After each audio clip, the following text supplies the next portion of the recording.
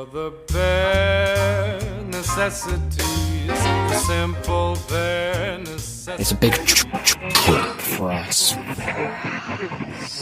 We've booked an Airbnb that is going to be quite an adventure. We'll talk about that closer to the time, if we're still alive.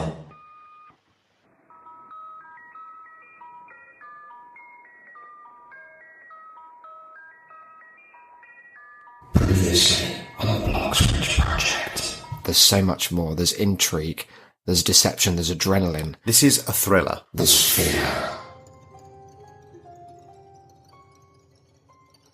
Modern travellers that we are, booking an Airbnb. Yeah. B&B. You don't have to worry about back in the car, go all the way home to our depressing, normal lives. Little did they know that the ultimate price Was our hubris. We were looking for somewhere that was a little more interesting than just your average house. didn't Efficient. think anything of it. I thought, that's good. Glad that it's still free.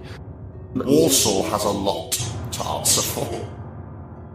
So we started the drive. All Quite a fine. nice drive, Yeah. country roads. Normal kind of places.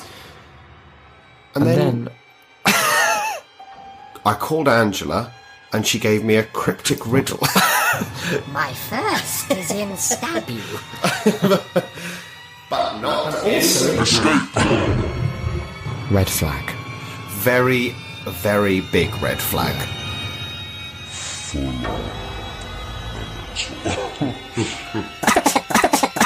Full on mental. You come to the right guy. Eventually we got the key. And it just got weirder from there.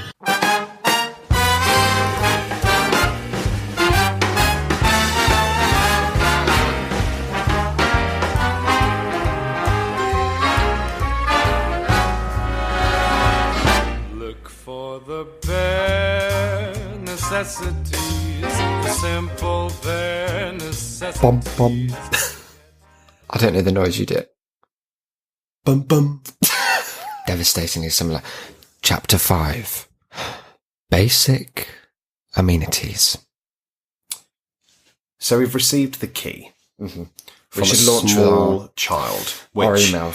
we've had an email about. A very interesting email. It's an angle that I think ran through our minds at the time, but was quickly discarded because there was just too much going on. Toby emailed in with subject line evidence. The child gave you the key, so the murderer, interesting, he's picked up on that vibe, Yeah. wouldn't have their fingerprints on it. Angela is a mad woman who thinks lack of fingerprints will exonerate her while she wears your skin. Thank you for that, Toby. Thank you for that, Toby. Thank you for preempting some of our own thoughts. Reassuring. It's glad to see that it's translating the whole vibe of the piece.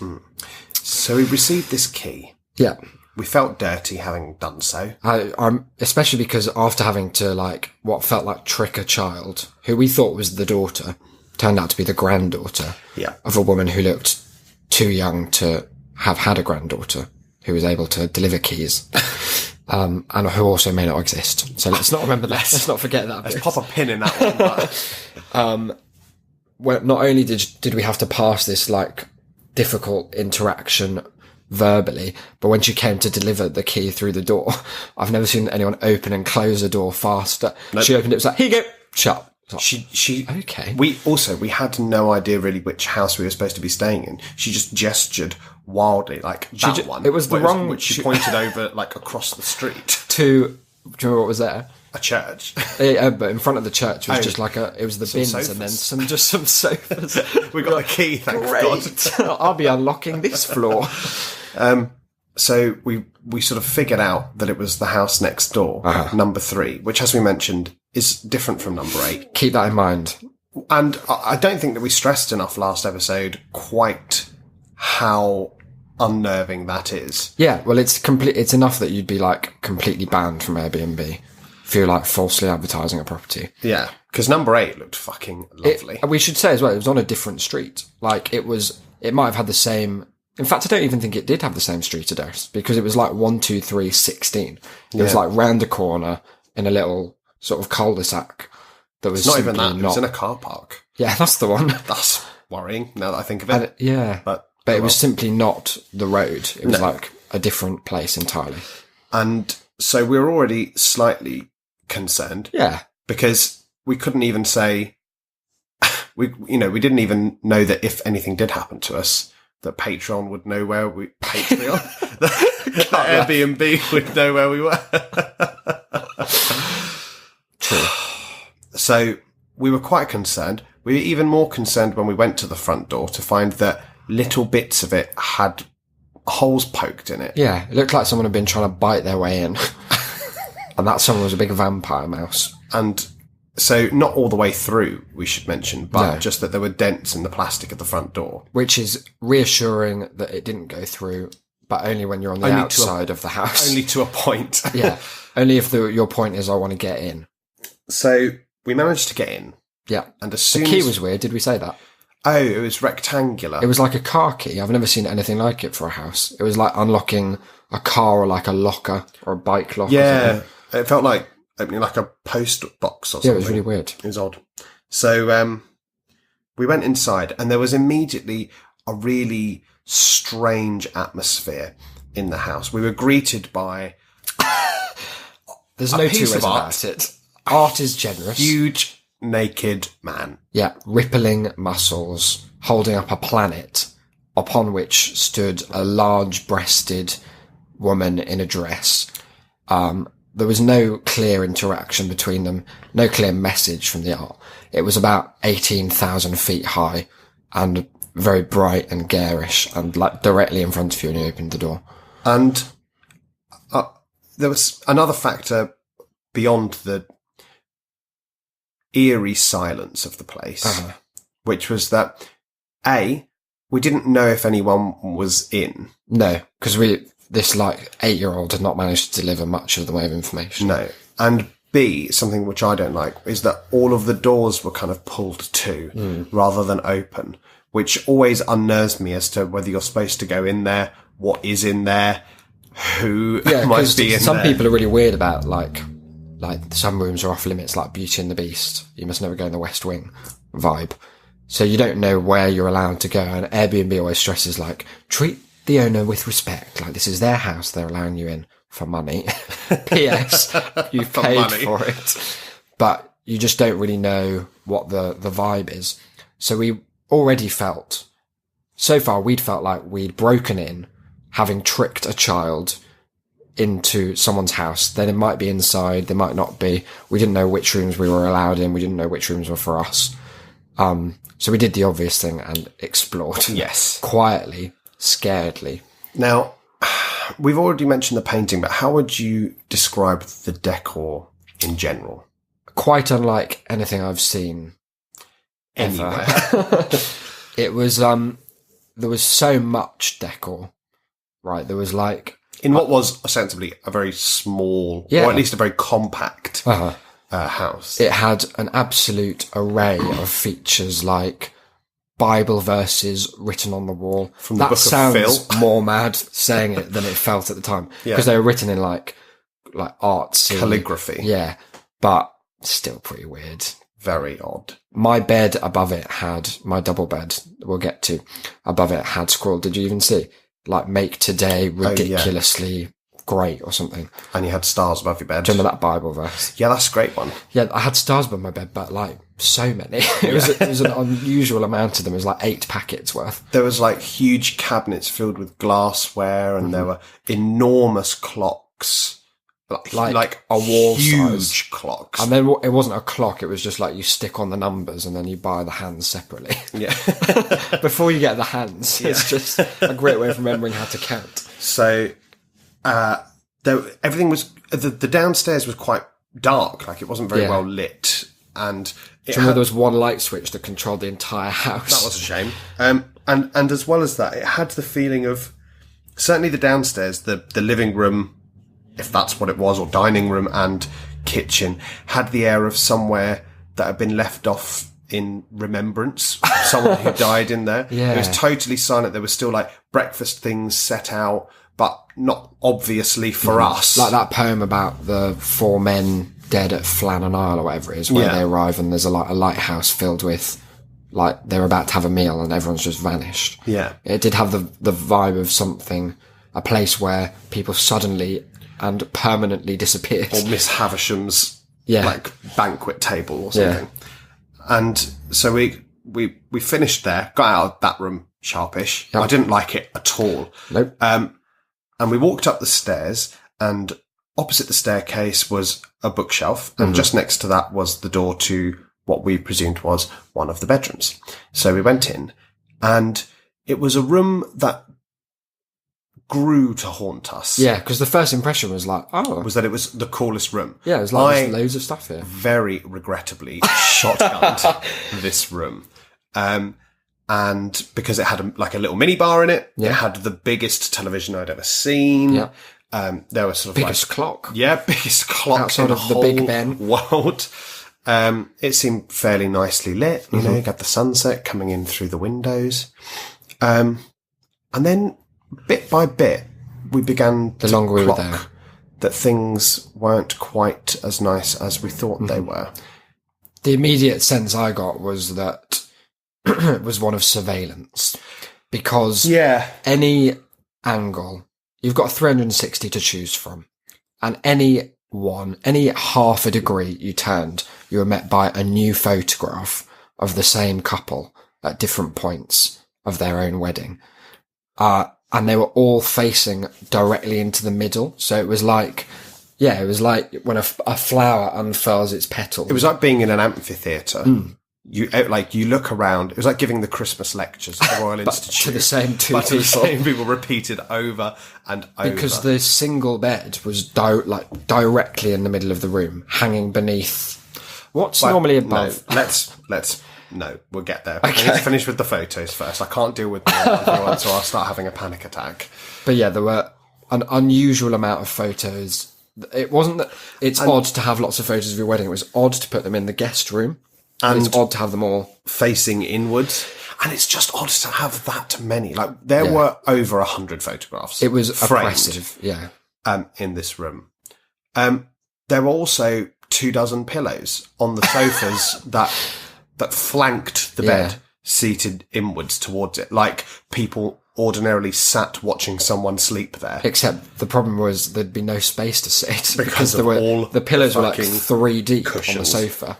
It was very odd. And there was a strange theme in the decoration of this room that seemed to be green sperm on an orange background. It's a classic. Which was found adorning the pillows, but also the blinds. Mm-hmm. And then I kept spotting it in because it was clearly a bit of material they'd had. It was just everywhere.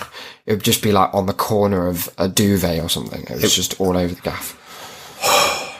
Declan's gazing off into the middle distance now. There was, because I said to Isaac at the time that part of what unnerved me at the beginning was that it had a strangely reminiscent feel to a recurring nightmare that I've had since I was very young, about being in a bedroom with a door that opens onto the staircase. Well, with like a orange blind through which a kind of evening sun is pouring, and it gives the whole room this warm orange feel, but also one that's slightly surreal. And of me kind of pottering around, there's lots of paraphernalia in the room, and I sort of look at it, and then I hear someone coming up the stairs. It's very classic.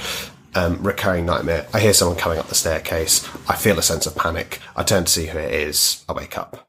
But this room was so madly reminiscent, not necessarily in that it had the same aesthetic, but the colour and the mood and the absolute silence of it. Yeah, it was really weird. Part of the surveillance thing was that it looked like a room that had been set up to be bugged, because there was so much that you would never catch there being a microphone or and so many objects that I've just never seen in what do they use that room for otherwise? A bedroom, a living room?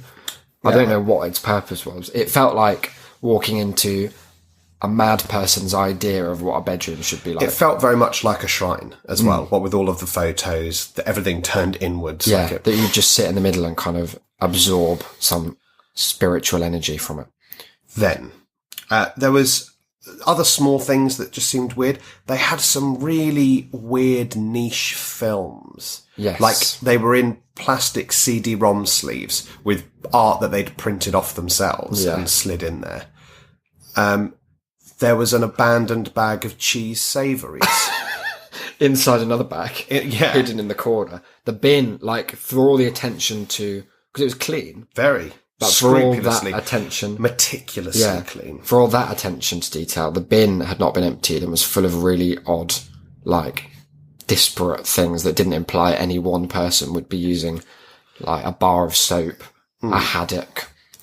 I didn't tell you about that bit. Then, I was lying down on the bed. My legs were really sore from our day at Alton Towers. And so I couldn't bear to move or stand or sit. So I was lying down on the bed and looked up. And again, in sort of true horror movie style, came to a realization while looking up, which was that the room had no light. Yeah. Now, it had a light fixture. Very much. But what was missing was some would say the key ingredient of light, the bulb. Which had been clearly deliberately removed. And there was no lampshade. No. Like, you could see, like, in the room we're in now, if I had to replace that lampshade, I'm not going to, replace the bulb. I'm not going to dispense with the lampshade and be like, just leave it like that. No. It's odd to have the bulb and the lampshade gone, because it implies that there was never one there, because there were lampshades on every other light, and the attention to detail in the decor was so fastidious that they're not going to leave that out. Very conspicuous, again, like right in the middle just of the room. Hanging. Like the sword of Damocles above your head. Yeah. And now I was beginning to become even more unnerved. I was very much regretting my decision to shotgun this bedroom so hastily. And I don't think we'd really talked about it at this point in any, like, serious terms, because whilst everything individually had already been weird, it was very much like, this is like, these things happen. You're in someone else's house. We've spoken previously about how other people's houses are always a bit odd to you. I think we hadn't discussed how lots of the things there specifically freaked us out. Like, the light is something that I'm especially drawn to, because there's something about that still orange but fading. You could see like dust particles, and it just gives it this still closeness. Yeah, but also there's that sense of waning time, isn't there? That you can see that very quickly the room will be without light, and then what are you to do? We tried like shutting the curtains to be like, what's it going to be like at night? And the answer was pitch terrifying. Black.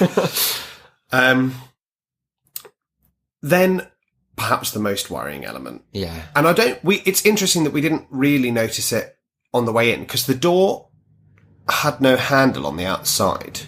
It had been open. It was one of the few that was open. And that's not, like, by itself necessarily dreadful. It's not a good sign, often. It's not a good sign for a guest room that you're renting out. No. But what it does mean is that clearly you don't need a handle to get in, which means that something to do with the latch isn't there. And the answer to this was that the door had so very blatantly recently been kicked in from the outside. Because there was slight damage to the wood grain around the handle, where it was just like a hole where the handle should be. And in the frame. Yeah, and the latch itself, the little metal bit, was just flattened. Bent flat. And back. specifically flattened back to imply that it had been kicked from the outside. Against the direction of the kick. So someone at some point recently had to boot this door in. And this is not a door that locked. Nope. There was no sign that it could lock. There was no, like, indication around the door that they'd built a hook thing in that was separate to a locking mechanism. And it still had a handle on the inside. So it's not like... Very much decorative at this point. It's not like the handle on the inside was broken, so they'd taken it off as well. Exactly. Someone had felt the need to kick in this door. So I had a door that didn't shut to a room that was completely black. And was terror. And was, in every other sense, horrific. It's hard to capture, but I'm sure people can empathise with the theme for me of how I felt throughout all of this was a gradual building of, I guess it's like the best horror film you can think of. Like the first time you see The Shining and everything's so fine until it's suddenly, there are so many Small, odd, tiny but odd things that you realize, oh, actually, I've been feeling really quite unnerved and like on the edge of panicked for the whole time I've been here. And you just, because you're so used to going through life and being like, oh, that person like looked at me for too long while I was walking past. Like, that's a bit weird. I'll just carry on with my life. Because those moments usually don't amount to anything. I think we have a good, especially like living in a major city. Yeah. You have a good ability to just be like, get on with what I'm doing, but only on reflection and only in discussion and hindsight, but also at the culmination of this, did I look back and be like, yeah, this was pretty fucked from the moment we started the whole thing. Yeah. And as well, at this point, we were beginning to joke about how we previously mentioned this was the house of mad people. Yeah. We were going to be murdered. Our hubris as it took down Icarus. From the plinth that we had built ourselves, did we plummet? Indeed. But what in hindsight, I think is quite telling about it is that whilst we were joking and laughing about the fact that, you know, that this felt like a place where you could be killed. And so many of our, like, so much of it was cinematic in the revelations. Very. Like the moment where you lie down and look up to find the light, the moment where we like had Go to been in the leave and room, the doors been kicked in. and hadn't noticed that for a while, and the gradual realization that all these pairs of eyes look watching you from every angle. Yeah. So much of it had been couched in that kind of cinematic vocabulary that it sets off like your emotional triggers for these things, like you're conditioned to respond in that way. But what I was going to say is that what was telling was that despite the fact that we were joking about it and laughing about it, that we did so in a really hushed voices, that we dropped our voices and at points even were whispering, even though we were the only two people in the house. As far as we knew.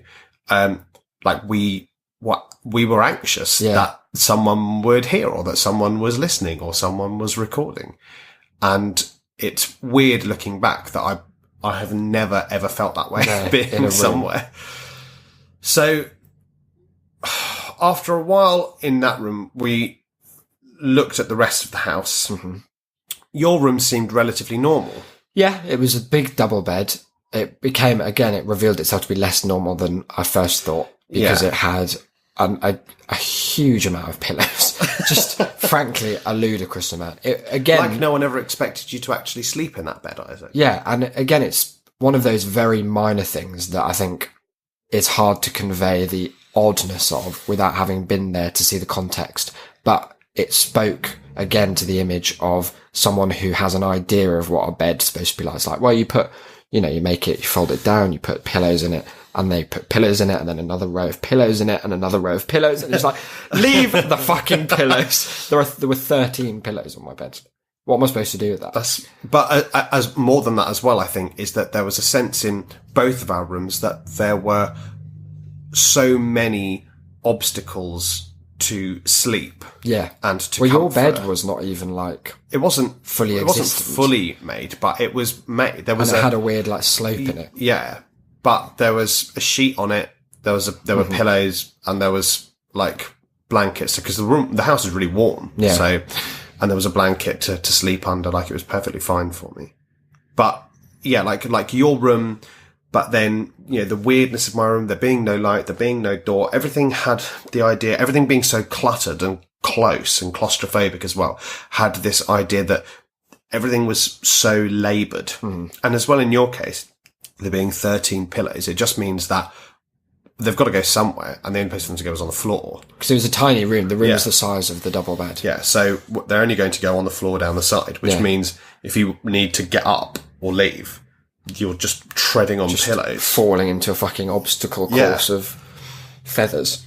But there was a third floor Yeah. that we went up. I've somehow blocked the memory of the third floor because at the kind of top of the flight of each stairs, there were 2 flights of stairs in total, and at the top of the one onto our floor was a big glass display case full of, you mentioned some books, but there was some more weird statues, more weird photos, similar theme to the photos. A Bible, there was a Bible in my room as well, which had a bookmark in it to a point that I didn't ever want to look at. Yeah. They had a big sign that was the Book of Phil. But no, I didn't. I thought if I open it and it's anything scary, and then God said, when you go to this house, findest thou 13 pillows and knowest that death thou art approaches. In the house of a sin. So I thought, I'll leave the Bible where it lay. But yeah, there was another of those display units on the 3rd floor. Also unusual was that if you opened my door, the first thing in front was an armchair looking facing directly my door, into the 2 feet away from the door. Honestly, I don't think you could open that door fully because there was a massive armchair just at the bottom of a flight of stairs straight on. And having seen, as we mentioned last episode, a series of unfortunate events. There's that amazing scene when in Billy Connolly's house, what's the character called? Dr. Montgomery. Yeah, and Jim Carrey rocks up as a fake, whatever he is, snake expert. Stefano. Yeah, Stefano. And I'm going to tell you, man. it's great. But there's a bit where, because the kids know that it's him, obviously, and they try to sneak out of their room at night to tell Dr. Montgomery, presumably, and he's just sitting in a rocking chair, just outside the door. With the biggest knife. Have you got a hall pass?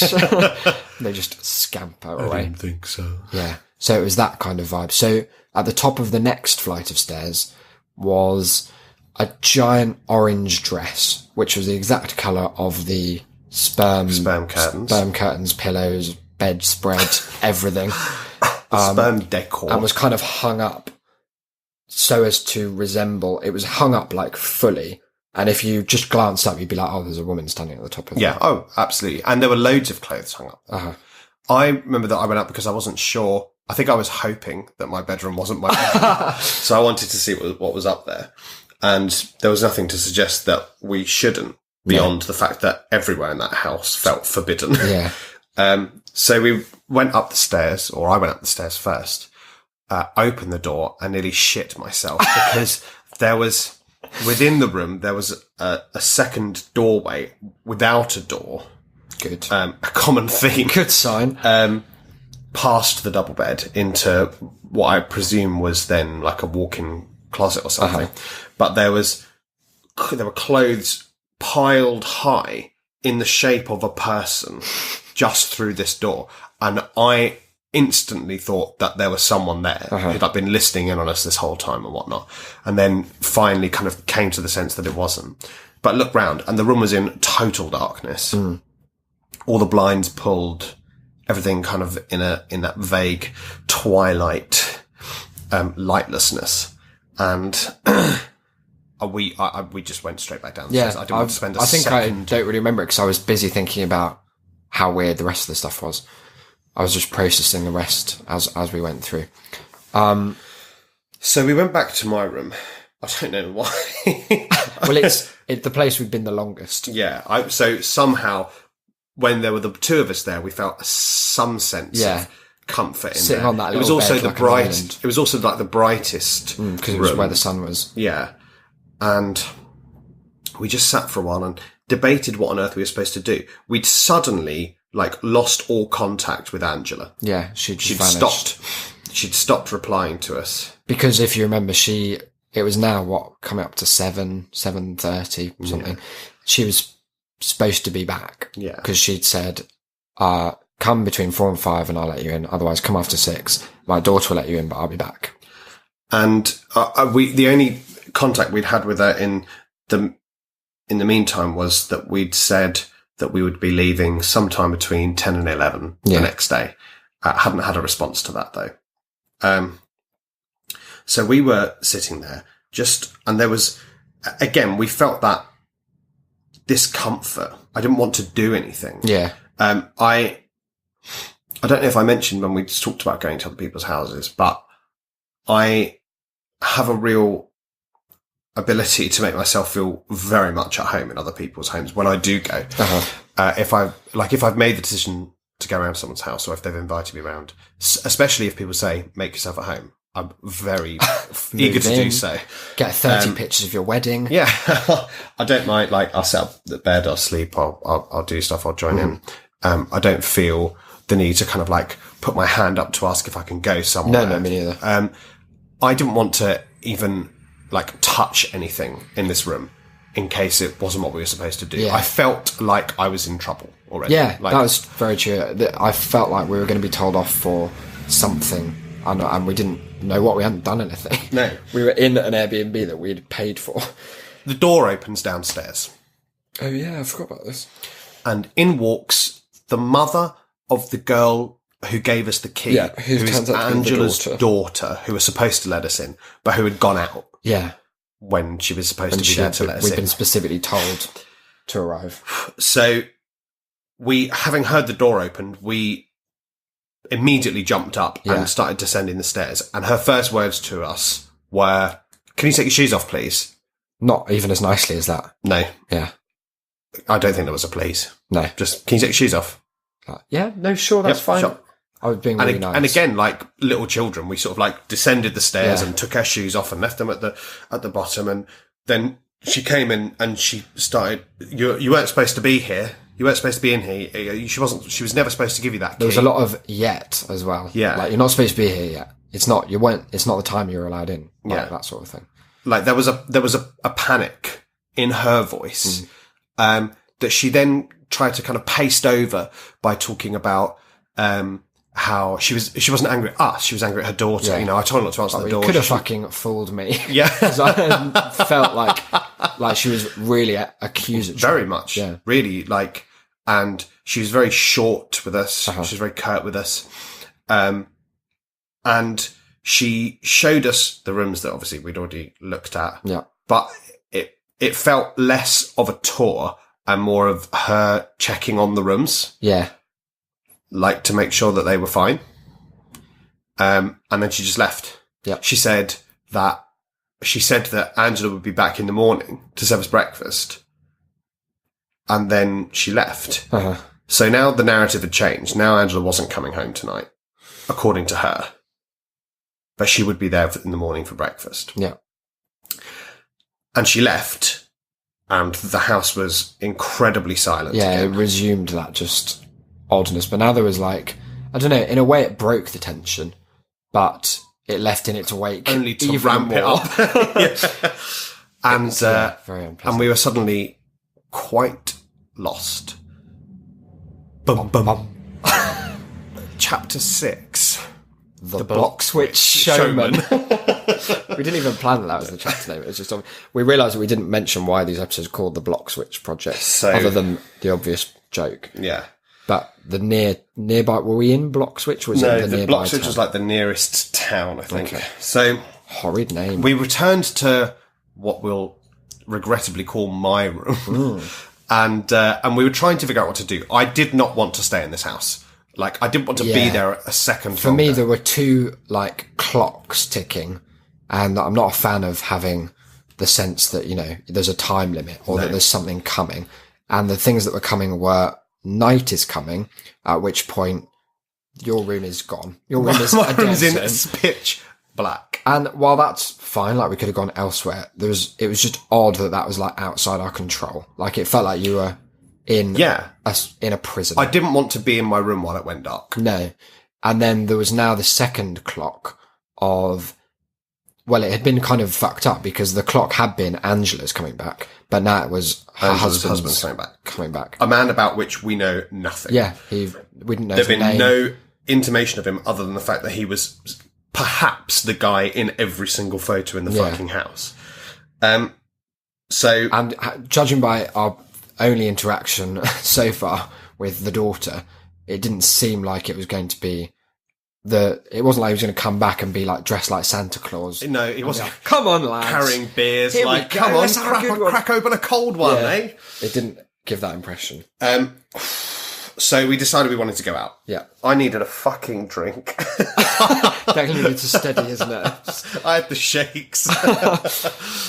And so we looked up the closest spoons that we could. Yeah. And it was a pub called the Bloxwich Showman, which already sounded like somewhere You're going to be horrid. recommend Yep. into the next life. where all the patrons are wearing masks. Yeah.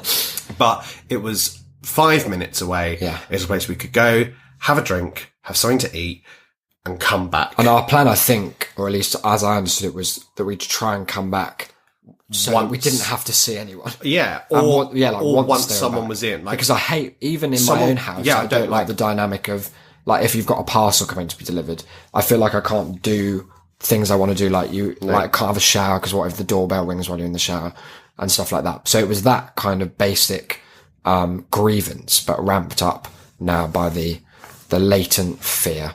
yeah. So off we went.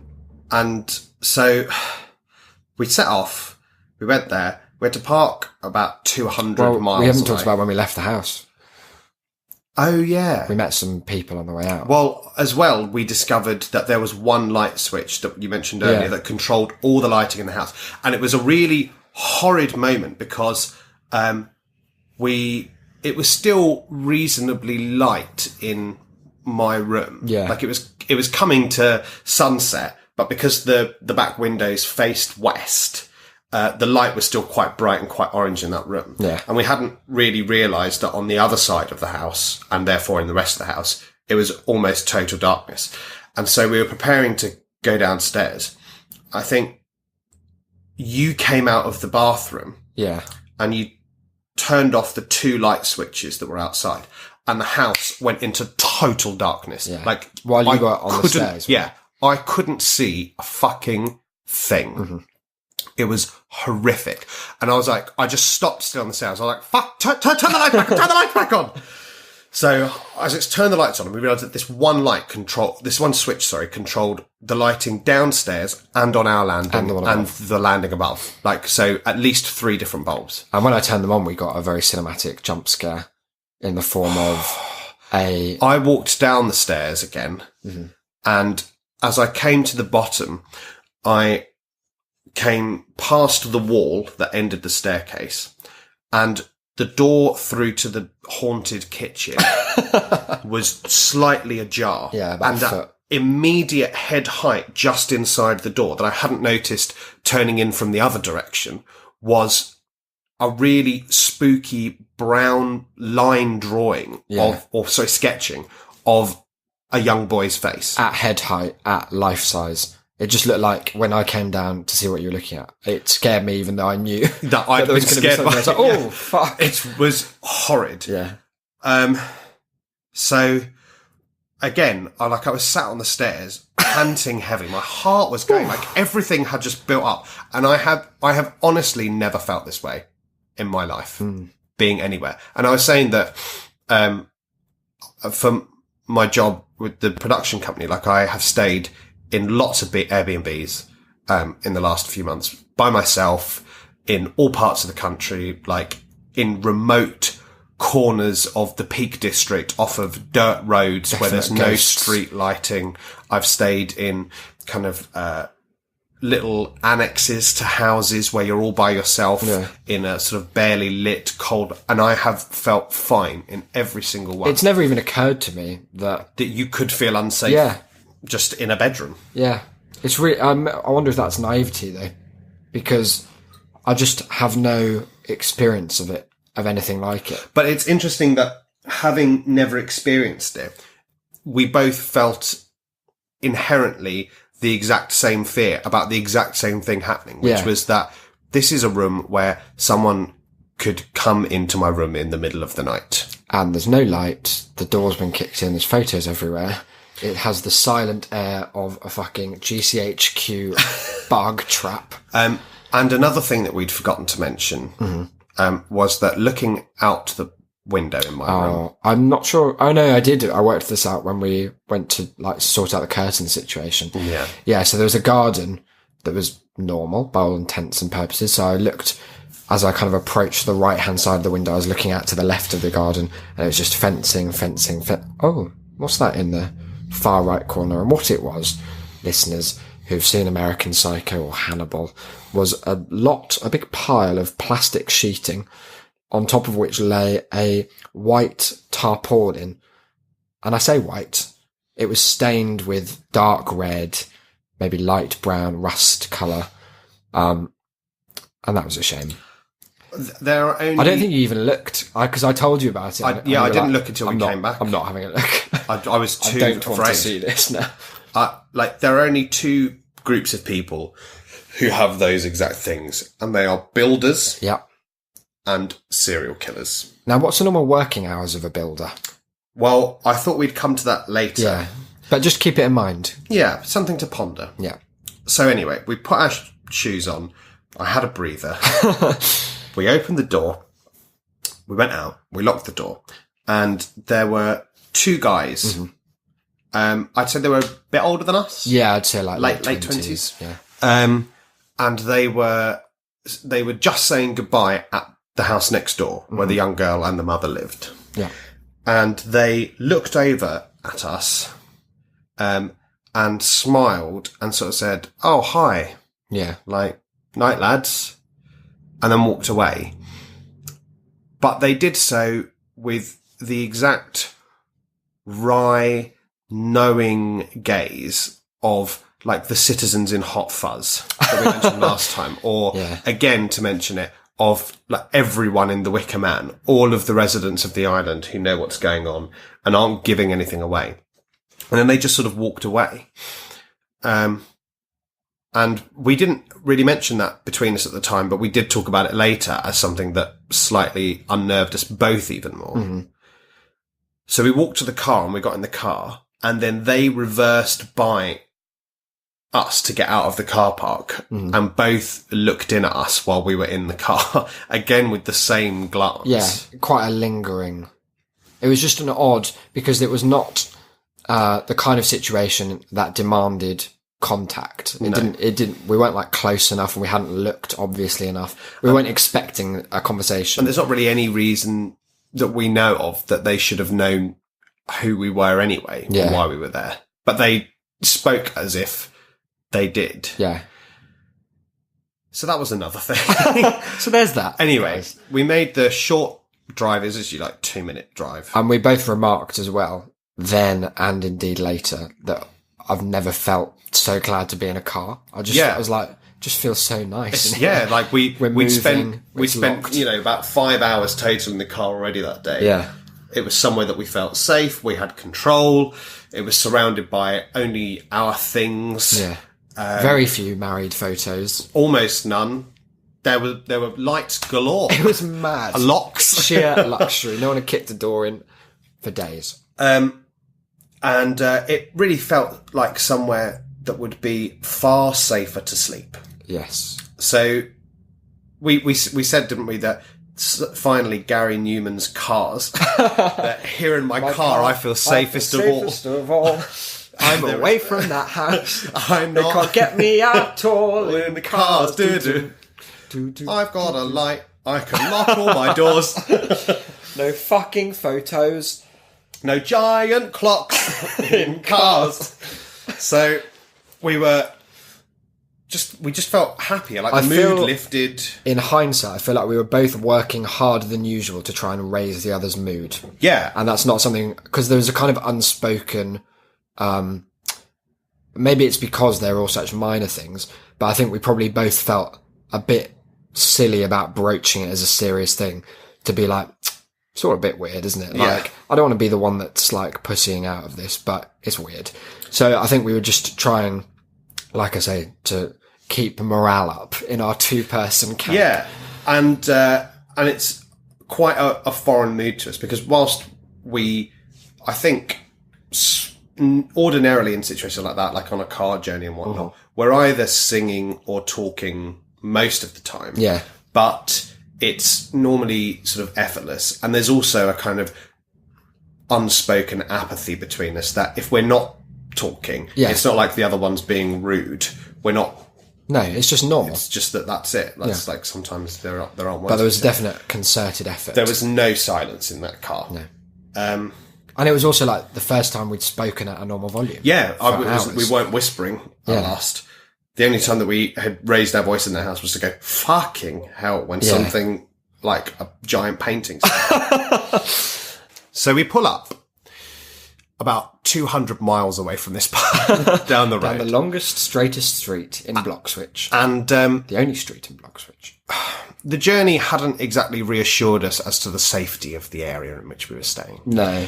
And again, we should probably mention, because we sort of hinted that maybe the feeling unsafe in a room was naivety, but we both spent a lot of time in and even lived in unsafe areas, rougher areas of London, like had to walk through places that you'd rather not. Every day. But so it's not like we're completely unknowledgeable or green about this. It's not like we just come out of living like at boarding at Eton for 25 years, ended up in a B&B that was like run by someone who wouldn't have been at Eton and got, oh, fucking hell, they don't have servants here. It's quite different. It was like, it was odd. And I don't know. Maybe it was just me. Maybe it's a hangover from the amphitheatre bedroom. But I felt like everyone knew who we were. It felt like we were instantly identifiable as I listened to the out show. of place. But possibly. I mean, to be fair, once we were in Spoons, we did mention that we had helped ourselves there. Because when we got in, the Spoons was actually very nice. It was the nicest Really place that we've been surprisingly in. nice. But we did kind of identify attention. ourselves as the southern middle-class wankers. Because we both had iPhones on charge. Yeah.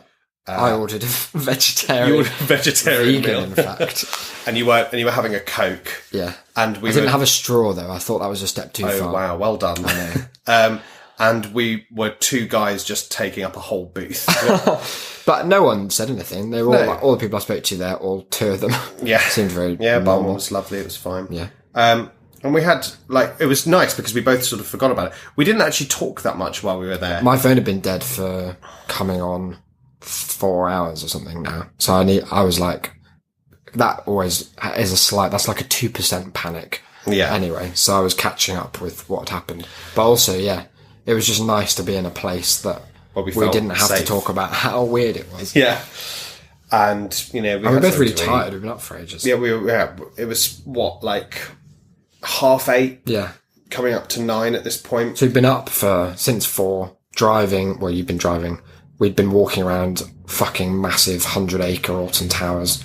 Yeah. So, I mean, we've been up for, 17 hours at this Yeah, point? something like that. So, it was nice to just relax, reboost. Yeah.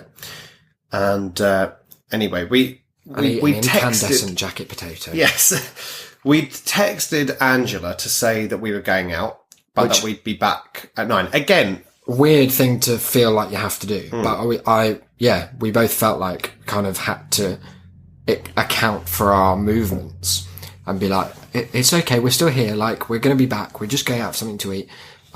All's fine, we'll be back. I don't think she replied though, did she? no reply. No. So, we decided it was time to make our way back to the house. And I wasn't looking forward to it. I'll be honest, neither was I. No. I think that we were sort of hoping, because it was now 9, coming up to just past 9, we were sort of hoping that maybe her husband would already be back. Oh, definitely. So that the house would already have like a bit of an atmosphere, that there'd be something there. Or that maybe Angela herself would be back by now. It was, got pretty late. Yep. She'd been up early because Yeah. she was texting us at fucking 8 crack of o'clock or dawn. something. And this is her house. Yeah. Well, supposedly. Yeah. So we made our way back. The drive was equally unnerving, and with an added sense of foreboding, I think it's fair to say. Yep. But we rounded the corners, we entered the car park, we pulled up, and the house itself was decidedly unlit. Dead. And so we opened the door. Mm-hmm. Bum bum. What chapter? Chapter 7. Pretty sure. Okay. Joe. The Return of Joe. Enter Joe. So, the house was dead. It was empty. it felt empty. But still, oh God, yeah, I forgot about this. Still, of course, with that strange sense that someone was either listening or present or there. I just kind of assumed by now that everything we'd said, because we'd been in an attempt to kind of make light out of the situation, and because it is our want, as this very podcast would instantiate, we'd been kind of taking the piss out of what was going on, being like making jokes about the room and the photos and stuff. And I kind of, with everything else that had happened, and with the timing of like the daughter coming back and stuff, I just kind of assumed that was all now public knowledge, that someone had just heard all that. Yeah. Like, I don't know why. That's weird to have come to. That's the just pervasive, felt a given. Yeah, it was the pervasive overall atmosphere of the house. Yeah. Like that. So I was downstairs taking my boots off, and Isaac headed upstairs. First, I turned on the light that turns on all light, That was good. the sun, and I headed slowly upstairs. And I started to follow. Isaac reached the top of the staircase, turned back on himself, looking down the corridor room. towards his room, and stopped with a horrific glare. And he didn't say anything. From my position, it was like watching someone look at the basilisk.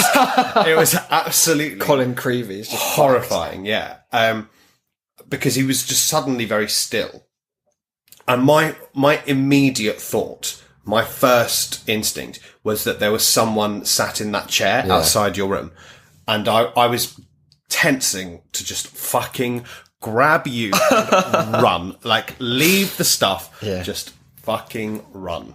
But what it was, in a way, this is the right thing for it to have been if I was scripting this event. Yeah. This is like your beginning of second act.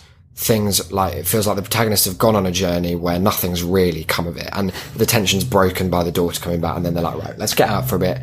Cool, we'll come back. Everything's going to be, because what had changed in our absence, an absence in which the constant communication had ceased, and both of the promises of people returning had proven false. And I've just realised something as well, but go on. What had changed was that just behind where my door would open, whether or not an armchair facing into my room, was a big kind of one of those fake plant things in a big vase about 5 feet high.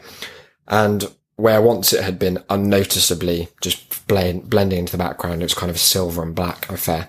Now it was illuminated with these beautiful fairy lights. And I've just remembered twinkling. that we both had the feeling that they'd definitely been off, but we couldn't justify that to ourselves, but it was a feeling. But I've just remembered that we'd have noticed if they were on when we turned the lights off. And it's one of those things like, We were just certain. it was a difference that was marked, because that whole area had just been like kind of bland, and there was nothing there. It's why we stayed in your room, because that's where we had light and we had like, there were things to talk about. In my room there was nothing, and we didn't go upstairs again. It was 100% different. So someone had been in to turn them on. Like there was no like little timer device on it. They just, a plug had been turned on. And what a perfect way, like we talked in a few episodes back about that stupid lateral thinking puzzle about why did the basketball player commit suicide? And it turns out because his letterbox is getting increasingly higher, and it's the only way he can judge his own height. So he thinks he's becoming a dwarf and kills himself because he's bad at basketball now because he's 1 foot.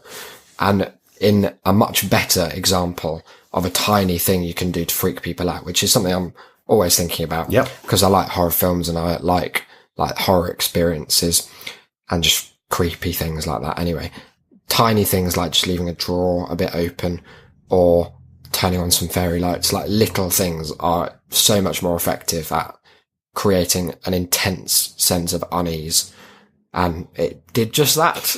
Let me tell you. Because, so we were now in a situation where we assumed, therefore, that someone must be back or have been back. Maybe Angela, like we hadn't heard from her, but maybe like she could have been upstairs. The sounds from next door and sounds from upstairs were indistinguishable. Yeah. There was sort of slight creaking. So I think that we both sort of assumed that maybe she was upstairs. And whether or not we acknowledge that, we were certainly silent. And just, retiring. We both got ready for bed, but were still sat in my room. We discovered which I don't think that we'd noticed before we went out. Might not have been there, to be That's fair. what I was thinking, Yeah. that there was a small lamp Right, weirdly, by where I'd been sitting for Yeah. most of the evening. in my room, and it was plugged into the extension lead, which, like, I'd already clocked because I was looking for a plug a place to phone in. plug my phone in. So there was suddenly a very small lamp there, which hadn't necessarily been there before. And I, in very much small child fashion, I'm more than happy to admit, refused to let Isaac leave my room. I was like, he was sort of like intimated that he was off to bed, and I was like, don't you dare even leave for a second. It's because I'd said I was going to call my girlfriend. Yeah. Like, when we got back, because she was like out going to work the next day. So I was going to call her from bed and then like fall asleep. But, well, we'll get on to the rest of the call later. Yeah. So it's now 9:30. Yeah. Gone. Probably 20 to 10, Yeah. maybe. No sign of the husband. Very few noises from around the house. Uh-huh. I was deathly tired now because we've been up for 17 hours now, something like that. Yeah, quite a while. Or 18 hours. And I was like, right, I'm going to sleep. If I'm ever going to fall asleep, it's going to be now. My eyes are falling out of my head. Yeah. We bid each other goodnight. Yeah. And then I had another revelation, which was that having, and again, just a perfectly written revelation moment, as if you were following my first person view as the protagonist for this scene, having taken the piss out of Declan, having Bagsied the room that turned out to be hell, and had no light and a door that wouldn't shut and had no concept of closure. I went to shut my door and I'd hung my coat on a thing that was over it and it wouldn't shut. So I was like, okay, I'll take that thing off. So I had to unhook one of those hooks that goes over the door, kind of between the jam or something? The I don't know door. door terms. And took that off, went to shut it again and realised that the door was from a completely different frame. Like it had no relationship to it. It was barely fitting in at the hinges, like it was bulging at the sides and it was extending like a few inches past the frame. So my door actually shut even less because I couldn't even close the thing. At least yours kind of shut, but was not closed. Mine didn't either. So that was a shame. But I thought, we'll deal with it. Doors happen. So I was ready for bed, climbed under the sheet. I was lying on the pillow. I had the little lamp on. I was just on my phone. I was on the phone. I was messaging my girlfriend. You were calling yours. And downstairs, we hear the door open. I actually didn't. Okay, well, I heard the door open. And I heard a voice say, hello? Hello? Except imagine that, but 3 octaves deeper. Yeah, I mean, any impression, assume that it's 3 octaves deeper. Yeah. And I heard footsteps coming up the staircase. Now, obviously, I'm not saying I'm some kind of mad savant. I'm not saying that this is telepathy of any kind, but you can tell by footsteps what sort of person is coming up the stairs. To an extent. Yeah. This person was heavy. Yeah. Built. Definitely.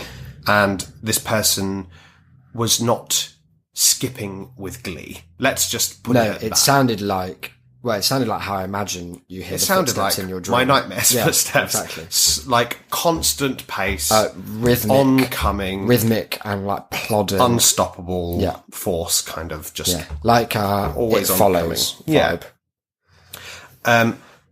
And I mean, in my heart of hearts, at the very core of me, made the decision that I was never answering this person's calls. For all intents and purposes, we were both in bed. Our doors were shut.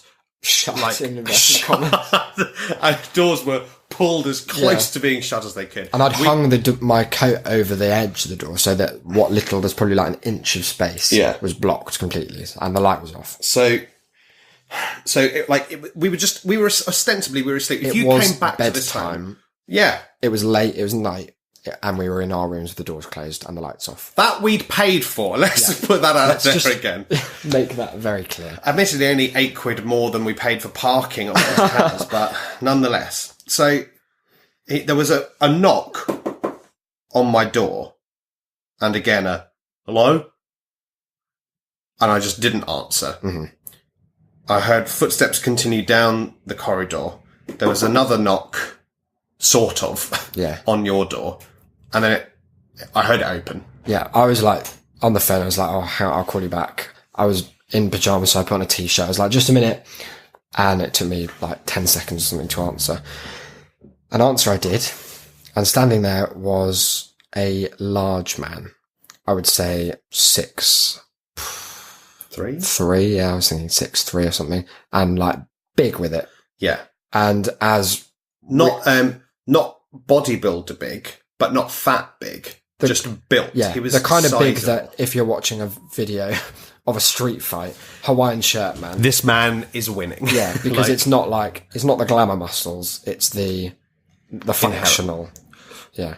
And I heard them sort of start talking. I couldn't really hear what was being said, but I could hear both voices distinctly. Yeah. So I figured that I should get up and go and say hello, do my part. So I opened the door and saw this man, huge as he was. Giant, towering over me. Towering over Isaac at the end of the corridor. What I noticed as well, he was in sort of black trousers, black shoes, white shirt, black tie. Yeah. Not a builder. No, not in a big way. So the tick boxes for who owns tarpaulin came rushing back into our one. There was but the one option. He sort of heard the door open, saw me, came down, we shook hands, I broke a few fingers, we said hello, and again, already, without anything explicit, there was the mood that we were being castigated. Yeah, because he'd set up a physical dynamic where our rooms were basically on either ends of a corridor, and it was quite a narrow corridor. And he was standing in the middle of it, and I was standing just outside my door, and you were standing outside yours.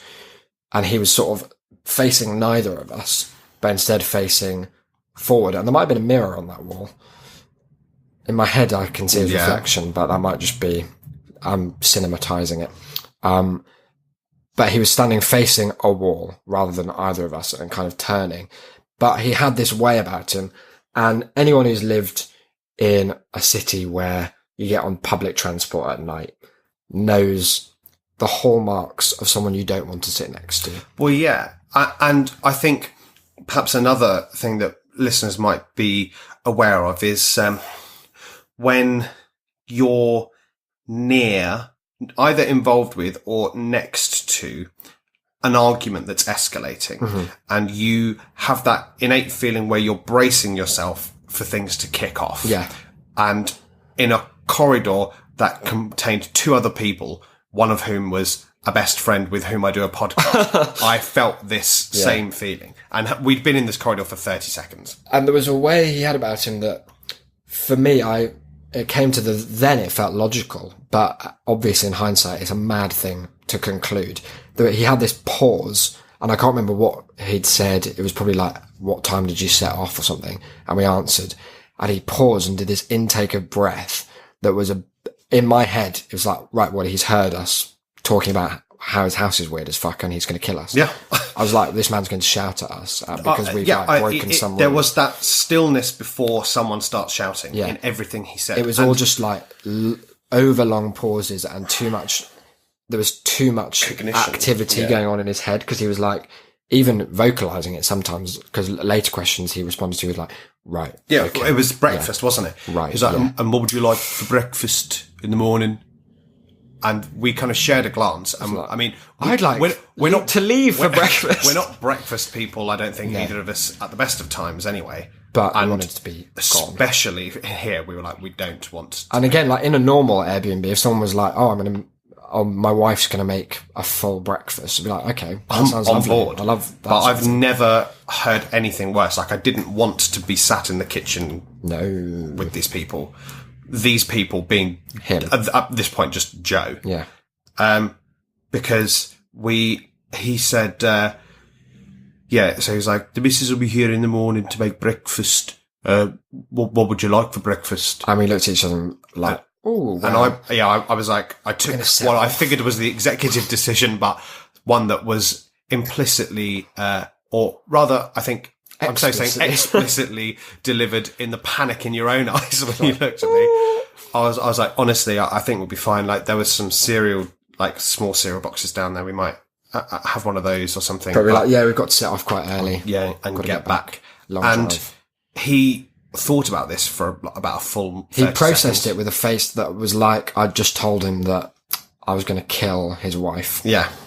That we And would he was just like, break all of his photos. Right. Okay. Right. Yeah. Okay. Right. Okay. Okay. And then he, I think, repeated the fact that Yeah, because he was like, right, okay. So you don't want anything. You don't want the missus to make anything. she'll be there in the morning.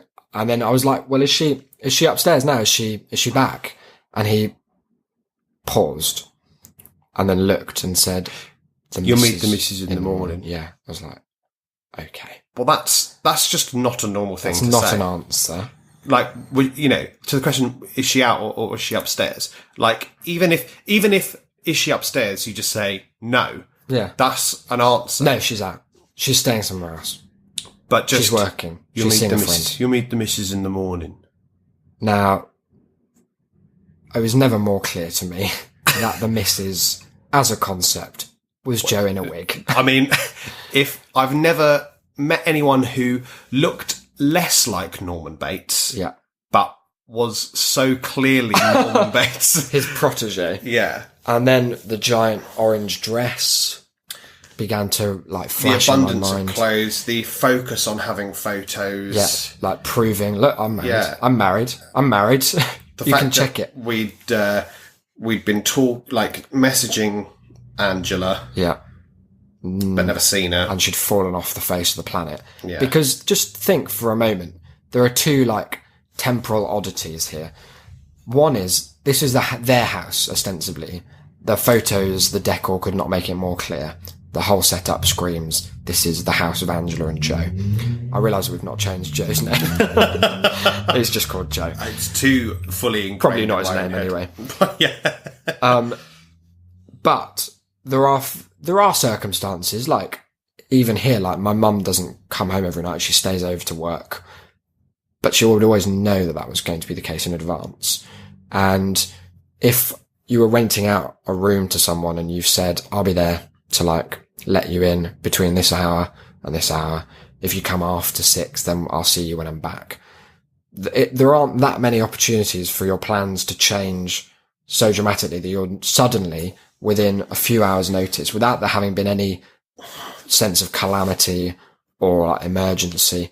I'm not staying in my own house tonight. Like I'm out.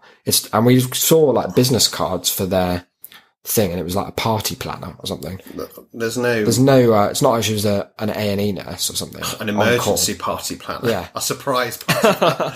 The surprise is for her. Yeah. She doesn't know when she's got one. People just call me up with 10 minutes. It's all like blow up parties. So that's odd. And I think as well, like if we just recap that at this point, just before we say goodnight to Joe, Yeah. or so we think, that we are now staying in a house that isn't the house that's advertised. Mm-hmm. And the only person we've met is not the person who sold us the house. No. Those are just big red on flags. Screaming And- red flags. Not to mention the fact that neither of us has a door that can close. I don't have a light, but now I do, but it's a tiny lamp. Weird, like everything else that we've discussed. And also, we probably had discussed earlier, but if not, then the conversation followed in this period after Joe's first exit, was that this place had reviews on Airbnb. And as I remembered them, I remembered that they were all quite sort of perfunctory reviews. They were one sentence. And I've not I've not used Airbnb that much, but I have. I'm not like paranoid about things like that. But it became clear that even with what had happened so far, to a group of people who were kind of less, I don't know, what's the right word? Not secure, but less kind of... Savvy? Yeah, or less just confident in a situation. This would already be a whole host of red flags, and you would not be leaving a 5-star review for a place that was not the house, not the person, hadn't a fucking kicked in door. So like imagine like in door with a solo like woman traveller going around like a tour of the Midlands for some reason and finding that the door doesn't shut. You've been sold a house by a female therapist. Yeah. And you're staying at a different house with a door that doesn't lock, and the only person you've met is the a giantest man. 6'3" giant. Yeah. That's not a 5-star review. No. So that was in the back of my mind, moving ever closer to the front. And so at this point, we shook hands with Joe again. His mood sort of lightened for the goodbyes. But in a way that was an erratic mood, because he'd been so... pensive. Yeah, he'd been so on the verge of outraged anger and felt like it could kick off into a fight. Like it felt like we were conflict resolution for that, most of that conversation. Yeah. And then it just changed like, right, have a great night, lads. See you in... Oh no, he won't see us in the morning, so we gone. No, yeah. He was like, which again felt odd because he said he'd been up early, like us. He'd been out till 9:30. He was going to be gone before 9 in the morning. Yeah. We were like, okay. Fair enough. Right, fine. So we went back to our rooms. Yeah. I mean, dum. Chapter 8? 8. The return of Joe's return. Tune in Wednesday for the concluding part of the Bloxwich Project.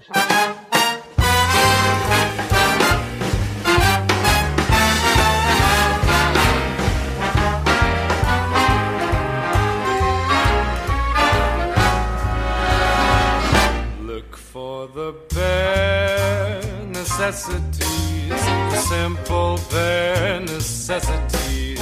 Forget about your worries and your strife. I mean the bare necessities, oh Mother Nature's recipes that bring the bare necessities of life. Wherever I wander, wherever I roam, I couldn't be fonder of my big home. The bees are buzzing in the tree to make some honey just for me. The bare necessities of life will come to you.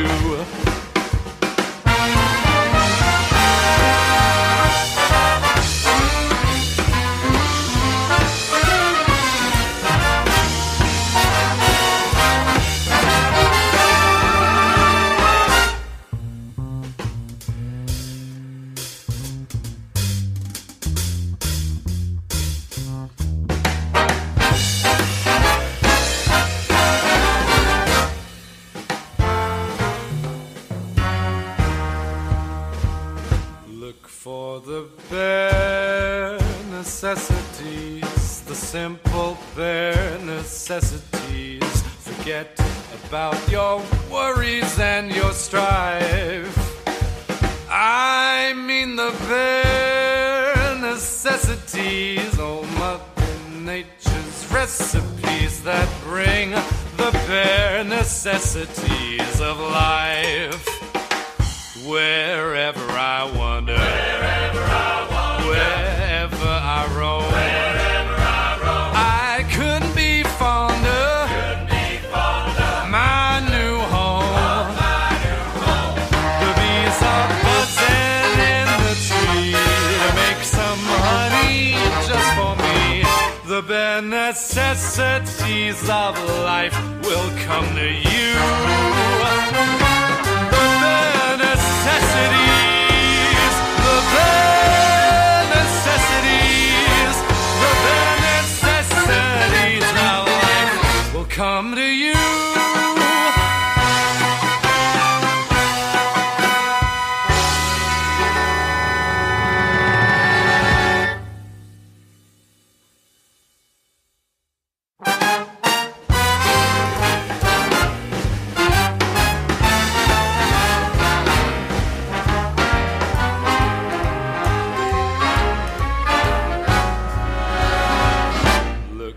for the bare necessities, the simple bare necessities.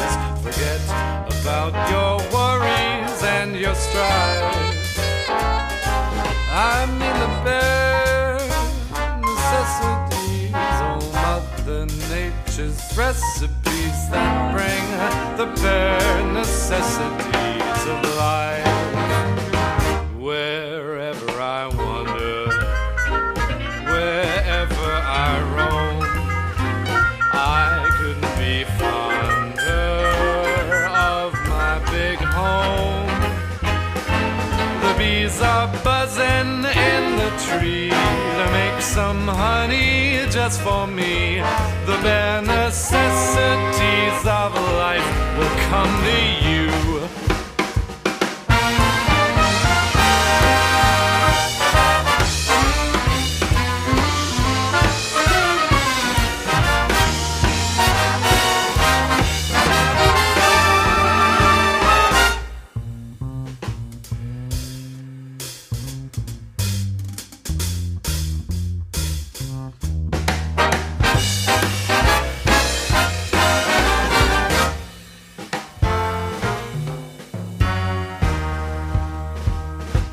For the bare necessities, the simple bare necessities. Forget about your worries and your strife. I mean the bare necessities, oh Mother Nature's recipes that bring the bare necessities of life. Wherever I wander, wherever I roam, I couldn't be fonder, my new home. The bees are buzzing in the tree to make some honey just for me. The bare necessities of life will come to you.